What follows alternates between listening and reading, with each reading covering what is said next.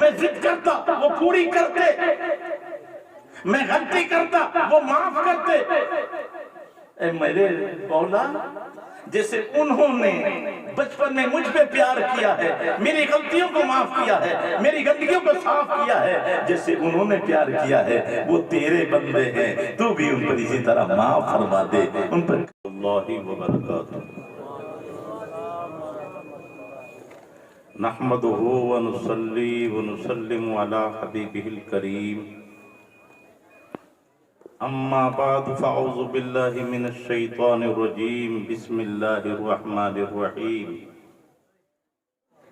يا ايها الذين آمنوا اتقوا الله ولتنظر نفس ما قدمت لغد، صدق الله العلي العظيم۔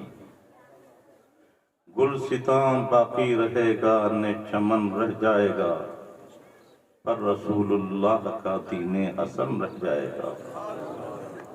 ہم سفیروں باغ میں ہیں کوئی دم کے چہچہے، بلبلیں اڑ جائیں گی سونا چمن رہ جائے گا۔ چھپتا تو ہے لیکن فنا ہوتا نہ۔ ایک بار محبت کے ساتھ درود پڑھی صلی اللہ علیہ وسلم وعلیہ صلی اللہ علیہ وسلم، صلاۃ و سلام علیک یا رسول اللہ وسلم علیک یا حبیب اللہ۔ مجھ سے پیش رو آپ نے ماشاءاللہ بیانات نظم میں نثر میں سنے، مجھے بھی آپ کو بھی اللہ تعالیٰ ان بیانات پر عمل کی توفیق عطا فرمائے۔ قاری مصری قاری غلام مصری دوسرے اللہ وسلم، ان دونوں مرحومین کی یاد میں یہ محفل منعقد کی گئی ہے۔ اللہ تبارک و تعالی ان کو غریق رحمت فرمائے، اپنے جوار رحمت میں جگہ عطا فرمائے، اور ہمیں بھی آخرت کی فکر کی توفیق عطا فرمائے۔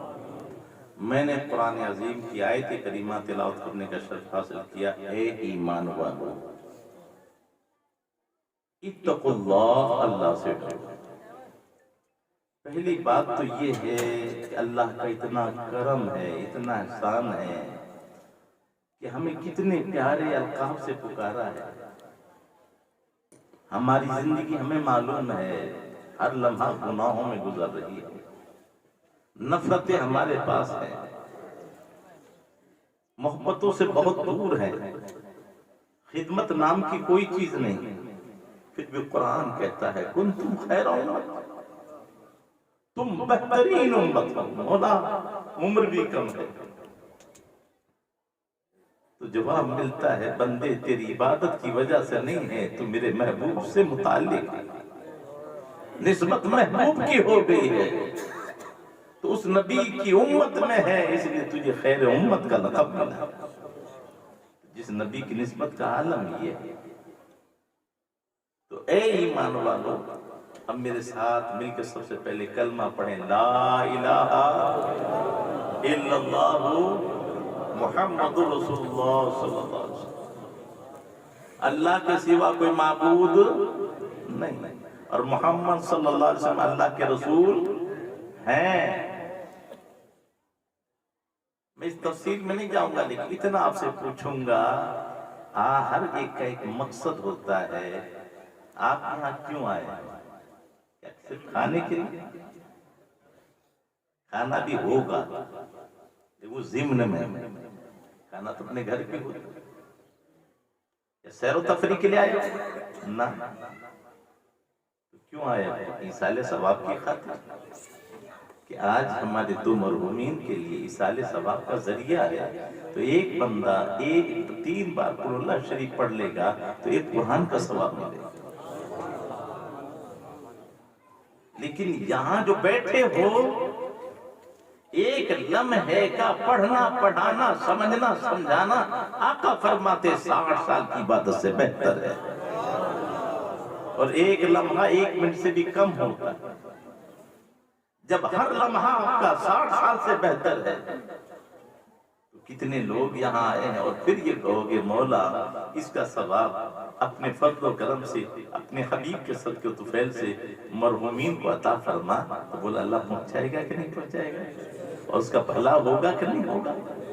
اور جب ان کا بھلا ہوگا تو ہم بھی خوش ہیں کہ آپ کا بھائی خوش ہو، اچھے آرام میں رہے، تو آپ کو خوش ہونا چاہیے نا؟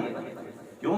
ہمارے نبی کی تعلیم ہے جو اپنے لیے پسند کرو وہ اپنے بھائی کے لیے پسند کرو۔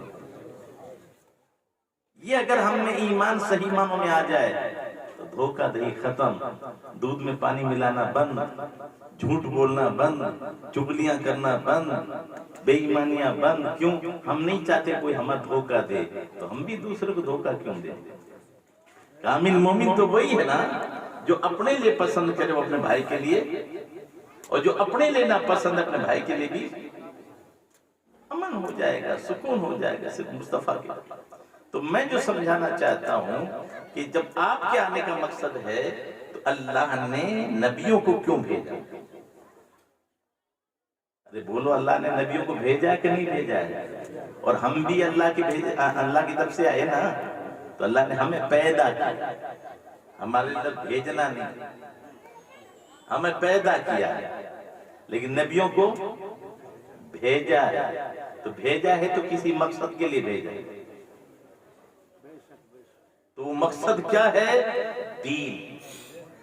مقصد ہے بگڑے ہوئے کو سدھارنے کے لیے بھیجا ہے، ان پڑھوں کو پڑھانے کے لیے بھیجا ہے۔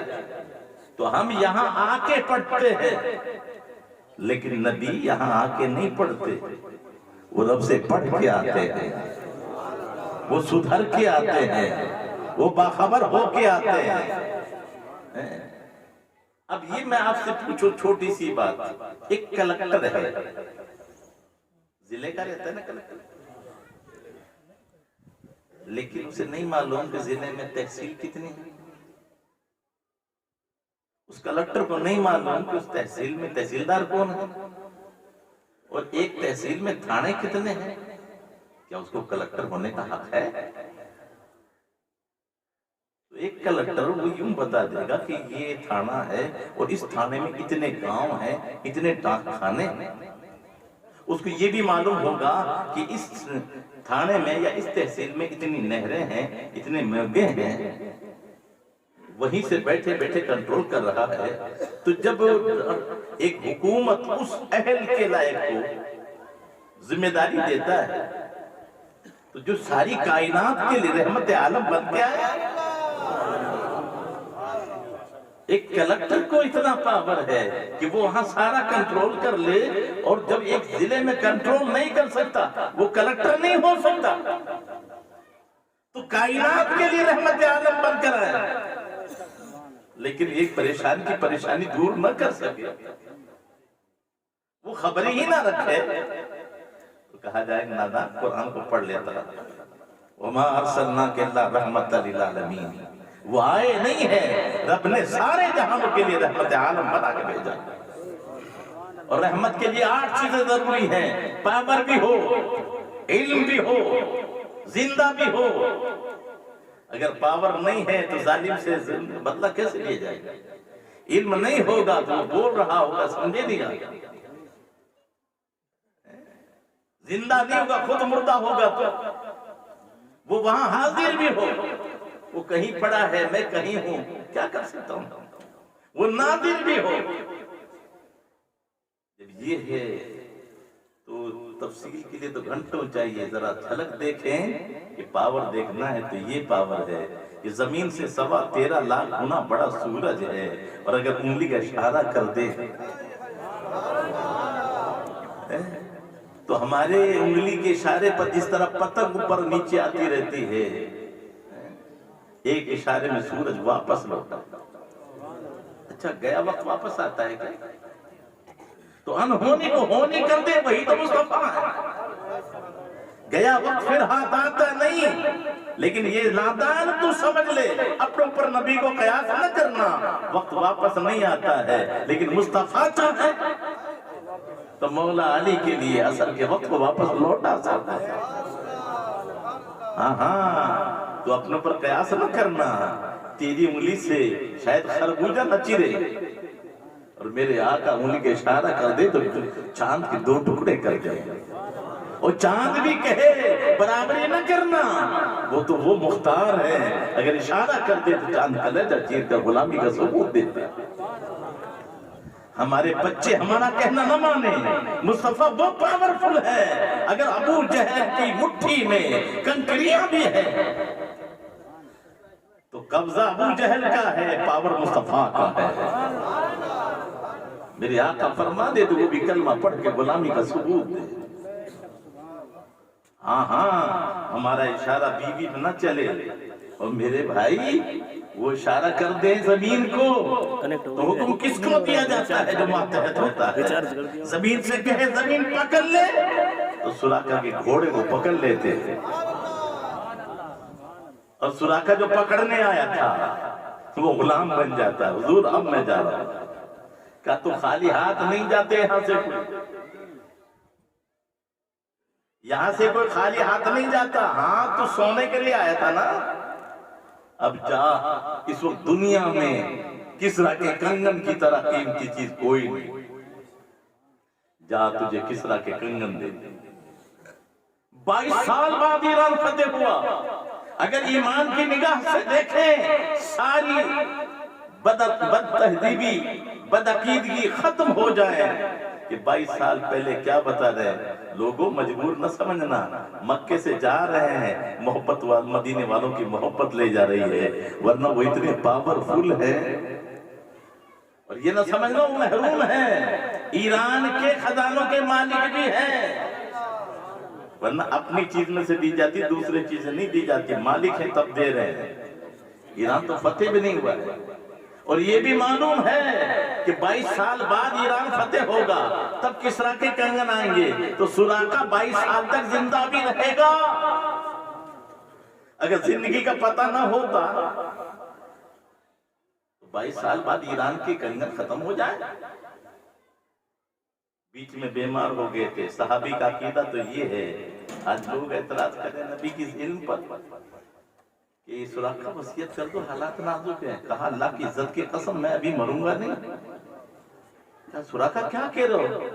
آقا تو فرمائیں کہ یہ پیر جو رکھ رہے آگے جائے گا نہیں، سانس جو واپس آئے کہ نہیں؟ کہاں اسی نبی کے فرمان کے مطابق میں کہہ رہا ہوں، اے قول محمد قول خدا، فرمان نہ بدلا جائے گا، بدلے گا زمانہ لاکھ مگر قرآن نہ بدلا جائے گا۔ میرے نبی نے فرما دیا ابھی کسرا کے کنگن میرے ہاتھوں میں نہیں آئے ہیں، تب تک ایران فتح نہیں ہوگا، کسرا کے کنگن میرے ہاتھوں میں نہیں آئیں گے، اللہ کی عزت کی قسم مجھے موت نہیں آئی۔ یہ تھا صحابی کا ہی۔ ایران فتح ہوا، مرد کے لیے سونا حرام ہے، لیکن یہ بھی بتا دیا شریعت مصطفیٰ کی اداؤں کا نام ہے، وہ مختار ہے، وہ صرف قانون دان نہیں ہے، قانون ساز بھی ہے، وہ جن کے لیے جو چاہے قانون بنا دیں۔ اس لیے قرآن نے فرمایا ما آتاکم الرسول فخذوہ، رسول جو دے دے۔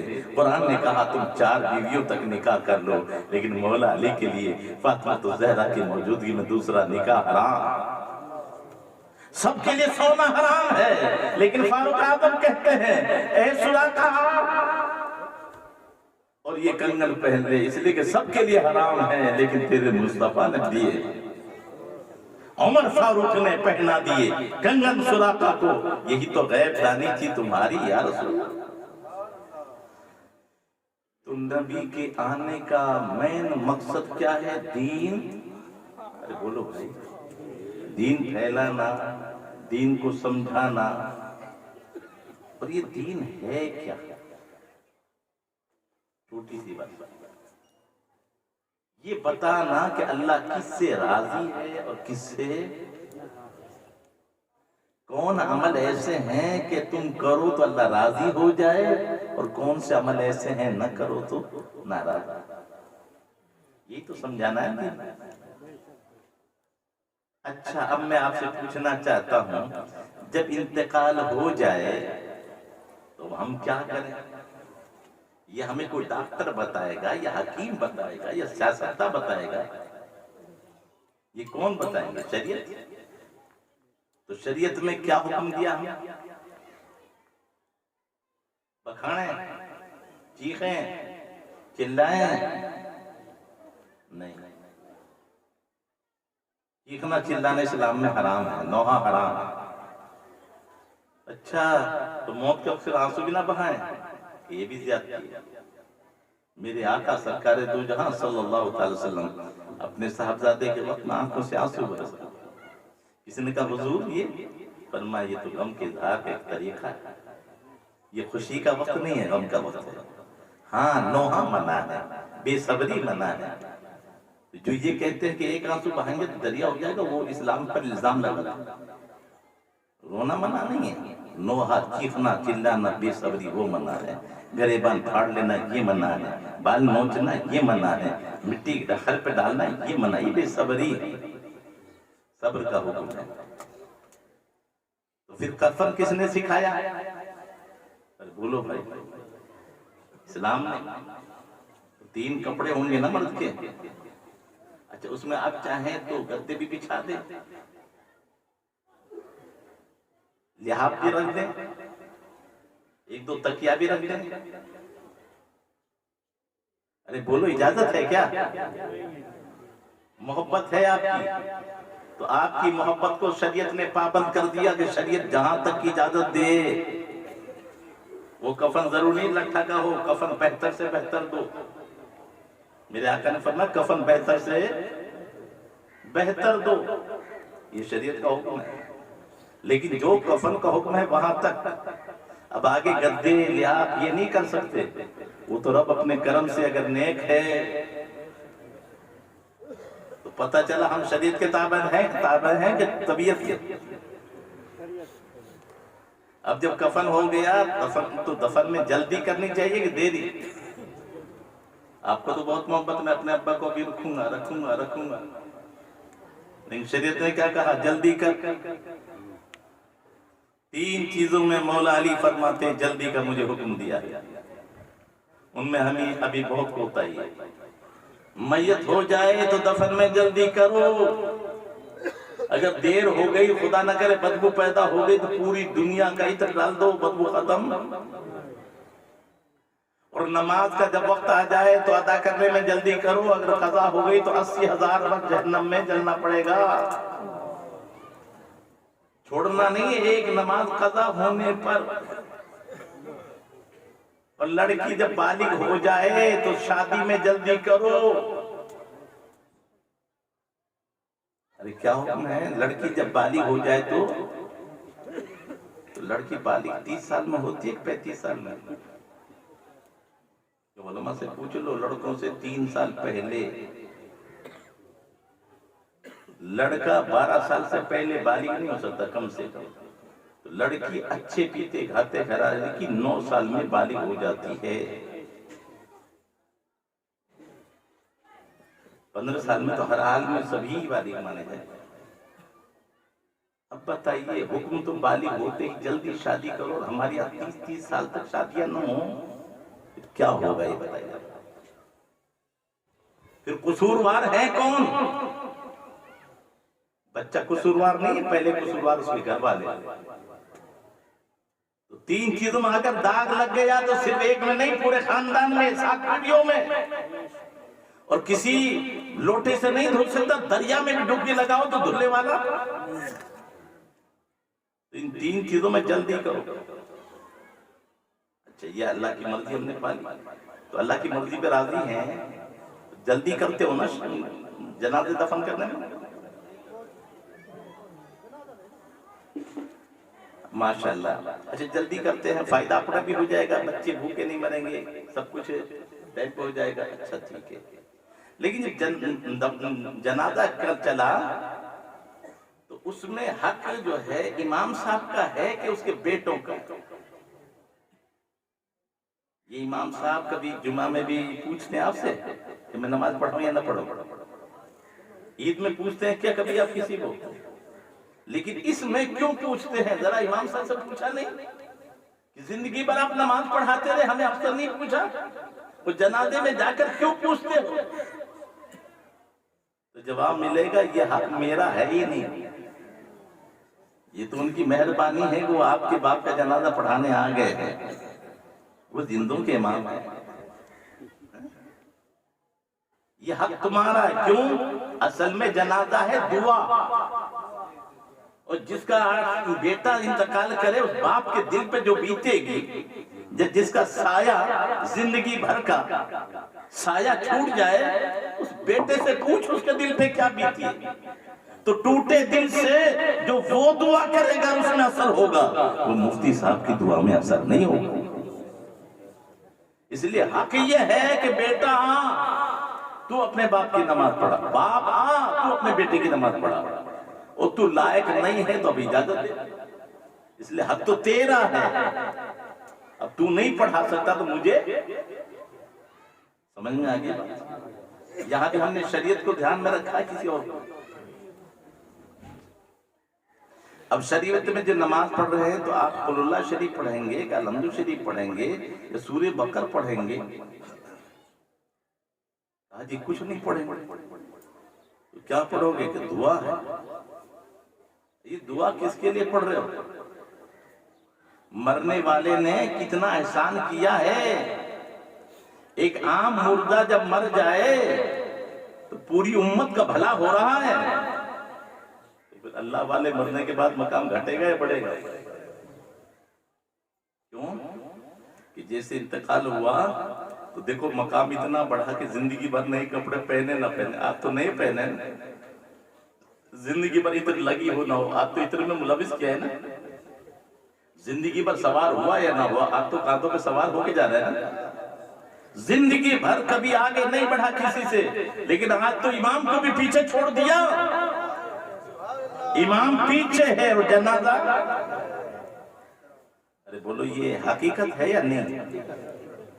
اچھا پھر آپ ہاتھ چھوڑ کے کھڑے ہوتے کہ ہاتھ باندھ کے؟ ارے بولو بھائی، ہاتھ باندھ کے، امام صاحب بھی ہاتھ باندھ کے، پوری قوم بھی ہاتھ باندھ کے۔ تو جو بے ایمان کہتے ہیں کہ قبرستان پہ مزار پہ ہاتھ باندھ کے نہیں کھڑا ہونا چاہیے، یہ شرک ہے۔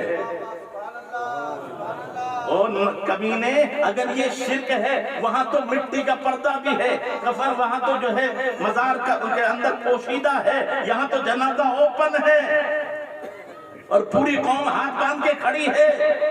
اگر شرک ہوتا تو کسی کو مسلمان ہو کے بتا۔ اگر یہاں یہ تعظیم شرک نہیں ہے، عبادت اللہ کے لیے ہے، تعظیم بندوں کے لیے۔ تعظیم اور چیز ہے، عبادت تو نبی کے لیے بھی نہیں، سجدہ خدا کے سوا کسی کو۔ تو بولا ہاتھ باندھ کے کھڑے ہیں۔ اچھا اب دعا کیا کر رہے ہیں آپ؟ اللہم اغفر لی حیینا، بات کیا کروں، مجبور ہوں، دل روتا ہے قسم خدا کی۔ ہم تو اپنے ماں باپ کو بھی دھوکہ دے رہے ہیں، جیتے جی تو دھوکہ دے رہے، مرنے کے بعد بھی دھوکہ دے رہے۔ میرے بھائی آپ سب کو پتا ہے کہ مرنا ہے، ارے نہیں ہے پتا؟ تو مرنا ہے تو مرنے کے بعد اپنے بھائی کا 7 مسلم کے جو حقوق ہیں ان میں سے سلام کا جواب دینا ہے، تو وہیں بیمار ہو جائے تو بیمار پرسی کرنا ہے، اور جو انتقال کر جائے تو جنازے کے پیچھے چلنا ہے، اور یہ حق ہے اس کے لیے دعا کرنا۔ آقا فرماتے ہیں 100 آدمی جس کے جنازے میں شریک ہو جائیں انشاءاللہ وہ بخشا جائے گا، بعد میں 40 آدمی شریک ہو جائیں وہ بخشا جائے گا۔ تو دعا سے بخشا جائے گا کہ بغیر دعا کے؟ تو باپ کا انتقال ہو گیا، دوسروں کو چھوڑ دو، تو پہلے مولوی صاحب کے پاس جاؤ گے، مولانا صاحب میرے باپ کا انتقال ہو گیا، مجھے نماز جنازہ سکھا دو۔ جب نماز نہیں سیکھنے جا رہے تو چپ چاپ کھڑے رہو گے، دعا پڑھو گے، تو دھوکہ دے رہے تھے۔ بھئی یہ اتنا مسلم مسئلہ ہے کہ سب کو مرنا ہے اور ہمارے حق ہے ایک دوسرے کے لیے، تو یہ ہم کہیں اللہم اغفر لی حیینا، اے اللہ ہمارے زندوں کو بخش دے، وہ میتنا ہمارے مردوں کو بخش دے۔ ارے جنازے کا تو کوئی نام بھی نہیں لے رہا، تو جس کے صدقے میں سارے مردے بخشے جا رہے ہیں، جس کے صدقے میں سارے زندے بخشے جا رہے ہیں، تو پھر اس کا خود کا مقام کتنا بلند ہے۔ یہ کہ ولی کی بات نہیں کر رہا ہوں میں، یہ عام مردہ جب اس کا مقام اتنا بلند و بالا ہو گیا، خدا کا واسطہ غور کرو، پھر ولیوں کا مقام کتنا بلند ہے۔ ذرا غور کرو، اس کو سمجھی نہیں ہم نے جنازہ کیا ہے۔ اگر قسم خدا کی یہ میرے بھائی جن کے دل میں تھوڑ وسوسے ہیں کہ یہ تیجا کہاں سے ہے، یہ سویم کہاں سے ہے، یہ 40واں کہاں سے ہے، یہ برسی کہاں سے ہے، یہ چہلم کہاں سے ہے، یہ جمعرات کہاں سے ہے، میں کہتا ہوں خدا کے بندے تھوڑا غور کر لیا ہوتا، نام الگ الگ ہے، بات ایک ہی ہے، ایصال ثواب۔ ان سب میں مقصد کیا؟ ثواب۔ اور جو یہ کہتے ہیں کہ زندوں کا عمل مردوں کے کام نہیں آتا، وہ کتنے نادان ہیں۔ سب سے پہلا عمل جو ایصال ثواب کا ہے وہ نماز جنازہ ہے، جسے زندے پڑھتے ہیں اور مردوں کے لیے ثواب پاتے ہیں۔ بس جنازہ زندے پڑھتے ہیں کہ مردے پڑھتے ہیں؟ پڑھ کس کے لیے رہے ہو؟ تو ہمارا عمل ان کے کام نہیں آتا تو کیوں پڑھ رہے ہو؟ چھوڑ دو نا جنازہ پڑھنا۔ اور اگر کہتے ہیں قرآن کی تلاوت سے نہیں فائدہ ہوتا تو میرے بھائی کوئی بریلی والی کی بات نہیں کر رہا ہوں۔ علامہ فخر الدین رازی تفسیر کبیر میں لکھتے ہیں کہ وہ ایسا نقطہ نماز ہے کہ ایک قبر کے پاس سے گزرے اور عذاب ہو رہا تھا، واپس آئے تو حوریں پنکھا جھل رہی، مولا ابھی گیا ہوں، راستہ نہیں بھولا ہوں، وہی قبر ہے۔ کہا میرے نبی بات تو سچی ہے، لیکن یہ اپنا گناہوں کی سزا بھگت رہا تھا اور اس کی بیوی نیک تھی، اس کے لڑکا پیدا ہوا، آج وہ بولنے کے لائق ہوا ہے۔ تھوڑی ہی دیر پہلے اس کی عورت مولوی کے حوالے بچے کو کر کے آئی، مولانا صاحب یتیم بچہ ہے۔ مولانا نے سر پہ ہاتھ رکھا، بیٹا پڑھ بسم اللہ الرحمن الرحیم، 3 مرتبہ پڑھایا، کہا بیٹا پڑھ لے، رکھ لے اس کو۔ تو اے میرے نبی، جس کا بیٹا مجھے زمین کے اوپر رحمانہ